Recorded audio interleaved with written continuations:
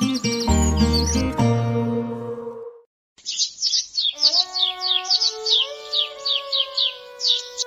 छोटे से गांव में रामू नाम का एक आदमी अपने बेटे मोहन के साथ रहता था। 2 साल पहले ही रामू की पत्नी प्रिया की मृत्यु तालाब में डूब जाने के कारण हो गई थी, जिस वजह से रामू और उसका बेटा हमेशा दुखी ही रहते थे। रामू के पास एक छोटी सी जमीन थी, जिस पर वह फसल उगाकर अपना गुजारा करता था। एक दिन सुबह रामू मोहन को जगाता है। मोहन बेटा, उठ जा मेरे लाल। देख, सूरज उग आया है। तुझे देखकर तेरी माँ की याद आ रही है।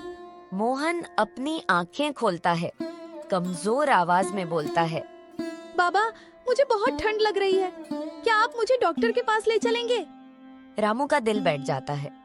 बेटा, तेरे बाबा के पास तो 2 वक्त की रोटी के लिए भी पैसे नहीं हैं। डॉक्टर की फीस कहाँ से दूं? वह एक फटे कपड़े से मोहन के माथे का पसीना पोंछता है और एक गहरी सांस भरता है।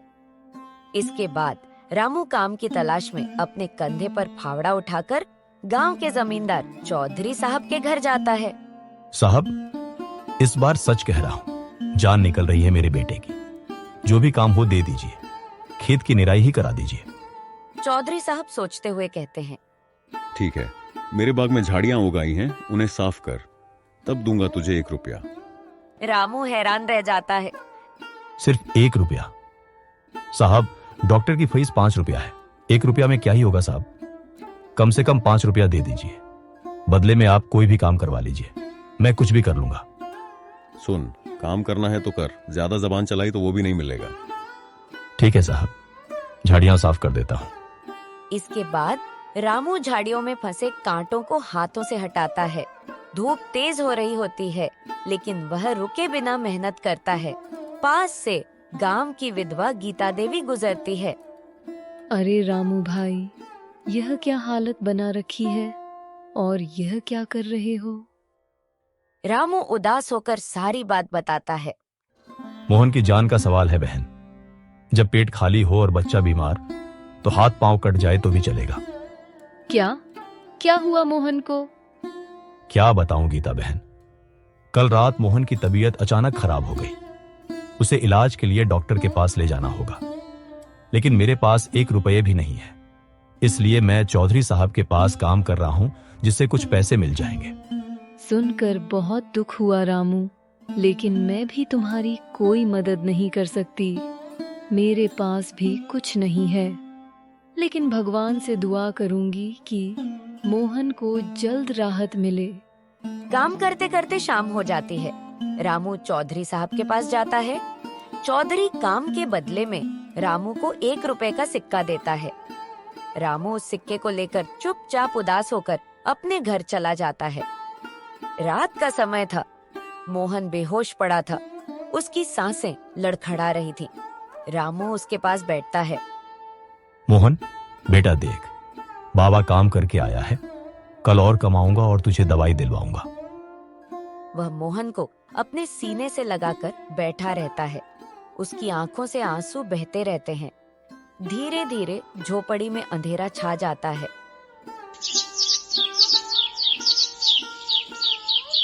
अगली सुबह झोपड़ी के अंदर मोहन की सांसें और भी धीमी हो चुकी थी। हे भगवान, आज भी कोई करिश्मा कर दे, मेरा बेटा बच जाए बस। बाबा, पानी। अभी लाता हूँ बेटा, तू रुका रह। रामू कुएं पर पहुंचता है। वहां पहले से ही कुछ औरतें पानी भर रही थीं। एक औरत रामू को देखती है। सब तुझसे परेशान हो गए हैं।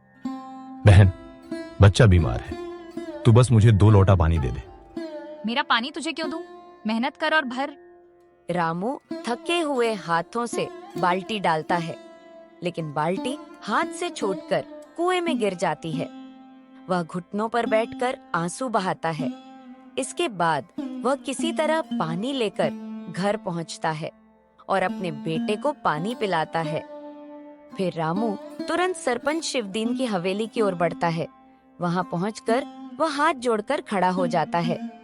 सरपंच शिवदीन एक नौकर के साथ वहां बैठा था। सेठ जी, कृपा करें, मेरा बेटा बीमार है। डॉक्टर के पास जाने के लिए मेरे पास पैसे नहीं। रामू, तू हर हफ्ते उधार मांगने आ जाता है। तेरे जैसे निकम्मे पर दया दिखाना भी पाप है। सेठ जी, कृपया मदद करें। मैं मजदूरी करके आपके पैसे सूद समेत लौटा दूंगा। ठीक है, मेरी गाय का गोबर उठाएगा तब दूंगा 1 रुपया। ठीक है, मैं कर लूंगा, मोहन के लिए कर लूंगा। दोपहर की तपती धूप, गौशाला से बदबू और मक्खियों की भरमार। रामू फावड़े से गोबर उठाते उठाते थक कर चूर हो गया था, मगर उसके मन में एक ही आवाज थी, मोहन को बचाना है। हे प्रभु, चाहे मुझे जो भी सजा दे दो, पर मुझसे मेरे मोहन को मत छीनना। शाम का समय, रामू 5 रुपए इकट्ठे करके मोहन को लेकर पड़ोस के गांव के डॉक्टर आनंद के पास पहुंचता है। डॉक्टर काफी अनुभवी थे। इतनी देर कर दी रामू, बच्चा अभी बच सकता है, लेकिन जल्द दवा देनी होगी। रामू पैसे डॉक्टर को देता है। लो साहब, ये 5 रुपए हैं, बस मोहन को बचा लो। मैं कोशिश करूंगा, लेकिन अब सिर्फ दवा नहीं, दुआ भी जरूरी है।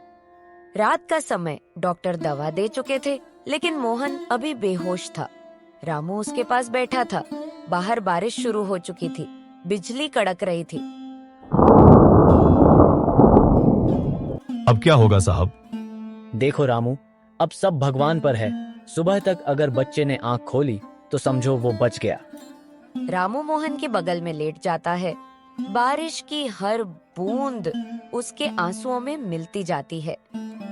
अगली सुबह मोहन की सांसें बहुत धीमी हो चुकी थी। साहब, अब कुछ आशा है? बेटे का शरीर बहुत कमजोर हो गया है। अब उसे पौष्टिक आहार और गर्म कपड़ों की जरूरत है, वरना दवा बेअसर हो जाएगी। साहब, मेरे घर में नमक तक नहीं है, पौष्टिक आहार कहां से लाऊं? मुझे अफसोस है रामू, मैं जितना कर सकता था कर चुका हूँ। फिर रामू जल्दी से गांव की किराने की दुकान पर जाता है, जहां दुकानदार सुनील बैठा था। दुकान में आटा, दाल, घी सब कुछ था। रामू हाथ जोड़कर कहता है, सुनील भाई, थोड़ी सी दाल और दूध दे दो, मेरे बच्चे के प्राण अटके हुए हैं। तुमने तो अभी पिछला कर्जा भी नहीं चुकाया है। चल हट, अगर सब तुझ पर दया करने लगे तो मेरी दुकान भी खाने में बदल जाएगी। रामू की आंखें भर आती हैं। वह खाली हाथ वापस लौटता जाता है। इसके बाद रामू गहरी चिंता में नदी के किनारे बैठ जाता है। मैं तो टूट गया हूं, अब मुझसे नहीं होता।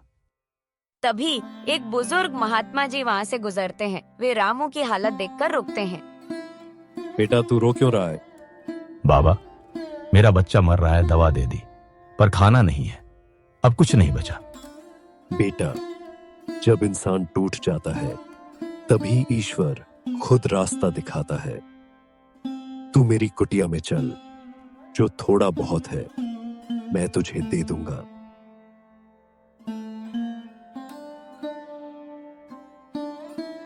महात्मा जी सब थैले में बांध देते हैं। बेटा, ईमानदारी से मांगी चीज कभी व्यर्थ नहीं जाती। ले जा, अपने बच्चे को यह खिला और विश्वास रख, सब ठीक होगा। आपका यह उपकार मैं कभी नहीं भूलूंगा। बेटा, यह उपकार नहीं, इंसानियत है। रामू थैली लेकर लौटता है।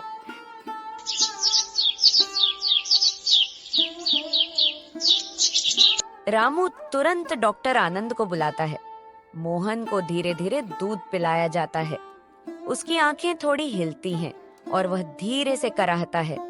रामू मोहन का हाथ पकड़कर पुकारता है, मोहन मेरे लाल, तेरा बाबा आ गया है। डॉक्टर आनंद मोहन की नब्ज जांचते हैं। अब उम्मीद है रामू, यह अच्छा संकेत है। थोड़ी देर बाद मोहन अपनी आंखें खोलता है। रामू चौंक कर उठता है और रोते हुए उसे सीने से लगा लेता है। मेरे बच्चे, तू ठीक हो गया, तू फिर से बोलने लगा। आपने मुझे बचा लिया बाबा। हाँ बेटा, सब भगवान की कृपा है। इसके बाद रामू डॉक्टर आनंद का धन्यवाद कर अपने बेटे के साथ घर लौटता है।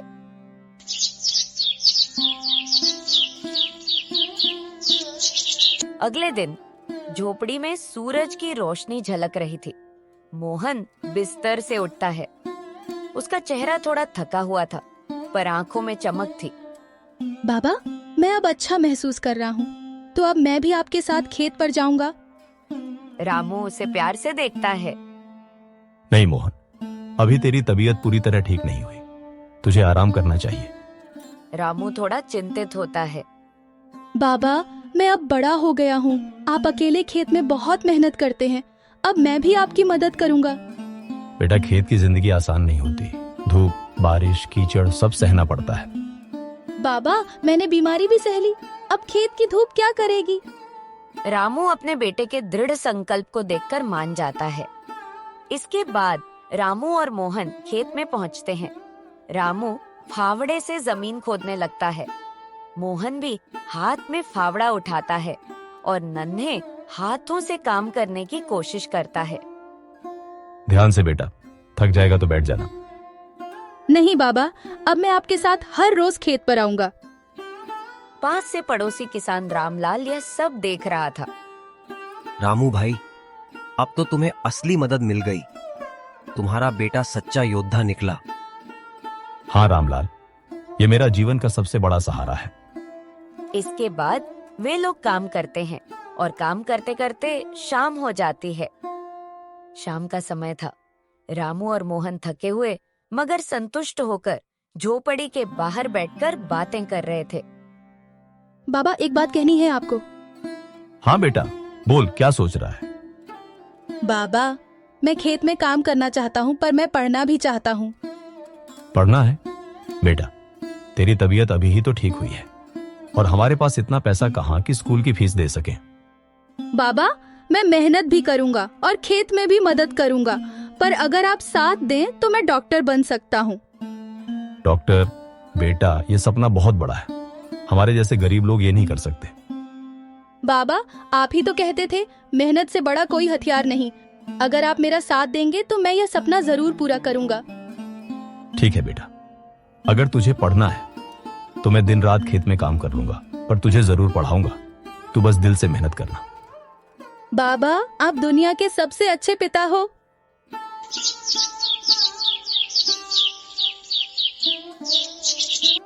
अगली सुबह मोहन किताबों की पुरानी थैली लेकर स्कूल की ओर जा रहा था। उसकी आंखों में आत्मविश्वास था। रामू उसे जाते हुए देखता है और प्रार्थना करता है। हे भगवान, मेरे बेटे को ऐसी ताकत देना कि वह पढ़ लिख कर दुनिया में नाम कमाए और अपने बाबा का सिर ऊंचा करे। शाम का समय होता है। रामू खेत पर जाने से पहले मोहन को बोलता है। बेटा, मैं खेत पर जा रहा हूं, तू अपना ख्याल रखना। ठीक है पिताजी।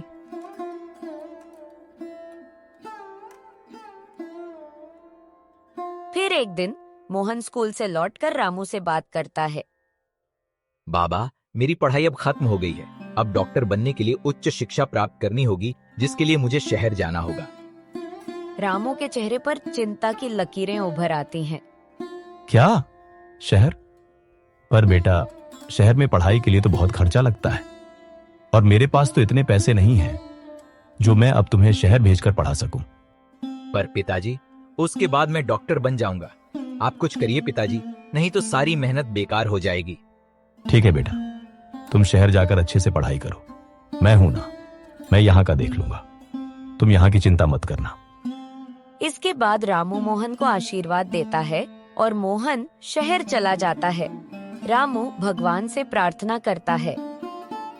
हे भगवान, मोहन की रक्षा करना बस 1 साल की बात है। किसी तरह यह साल कट जाए।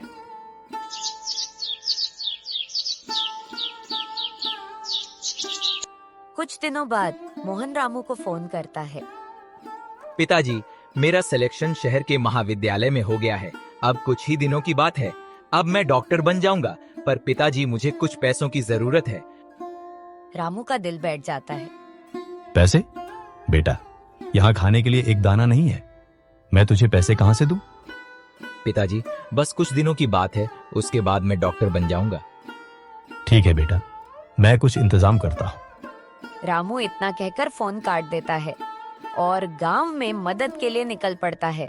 रामू रास्ते से जा ही रहा होता है कि उसे रामलाल मिलता है। अरे रामू, कहाँ जा रहे हो? क्या बताऊं रामलाल, बेटा शहर पढ़ाई करने गया हुआ है। पढ़ाई करके बड़ा डॉक्टर बनना चाहता है। आज ही फोन किया था, कह रहा था कुछ पैसों की जरूरत है। अब पैसे कहां से लाऊं? मेरे पास तो खाने के लिए भी नहीं है। क्या?